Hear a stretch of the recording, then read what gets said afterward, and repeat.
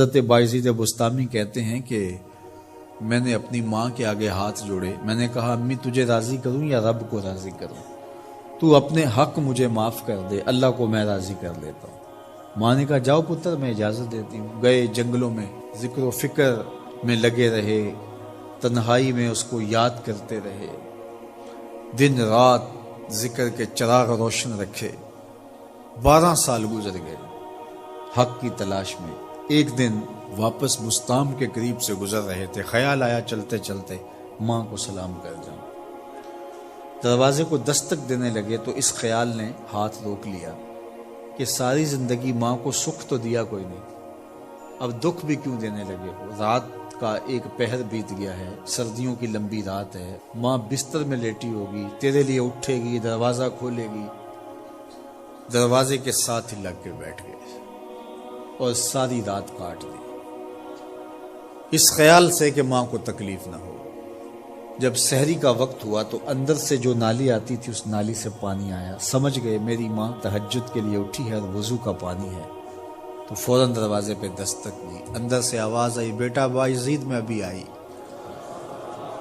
مائیں بیٹوں کے دستک کے انداز سے جان لیتی ہیں یہ کس بیٹے کے ہاتھوں کا لمس ہے۔ 12 سال کے بعد آئے، دستک دی، کہا بیٹا بایزید میں ابھی آئی۔ ماں کی تو نگاہیں ہی دروازے پہ رہتی ہیں۔ اللہ اکبر۔ کہتے ہیں کہ ماں نے دروازہ کھولا، 12 سال جنگلوں کی خاک چھانتے بیت گئی تھی، پراگندہ صورت، بکھرے ہوئے بال، پھٹے ہوئے کپڑے۔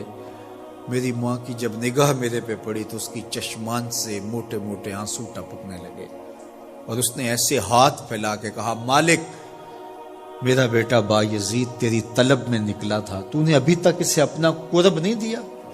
حضرت بایزید بستامی کہتے ہیں 12 سال کی ریاستوں سے جو کچھ نہیں ملا تھا ماں کے اٹھے ہوئے ہاتھوں سے مل گیا۔ میں نے کہا مالک میں تجھے کہاں ڈھونڈ رہا ہوں، تو کہاں موجود ہے؟ تو ماں باپ کی رضا اللہ کی رضا کا دروازہ کھولتی ہے۔ جن لوگوں کے ماں باپ ناراض ہیں اور وہ جا کے پیر صاحب کی خدمت کرتے ہیں اور میاں ماں کے قدم چومو، باپ کی ٹانگیں دباؤ، ان کی خدمت کرو، تمہارے پہلے مرشد وہ ہیں، ان کو راضی کرو، پھر کسی شیخ کامل کی صحبت میں آنا، دیکھو کیسے دل کی بند کھڑکیاں کھلتی ہیں۔ ایک مرشد تو ناراض کر آئے اور دوسرے مرشد سے تمہیں کیا ملے گا؟ تو راستہ یہیں سے کھلے گا۔ والدین کو کبھی ناراض نہ کرو، والدین کو کبھی دکھ نہ دو، والدین کو کبھی تکلیف نہ پہنچاؤ، اور والدین کو بھی چاہیے کہ اپنی اولاد کو اپنا نافرمان نہ بنائے۔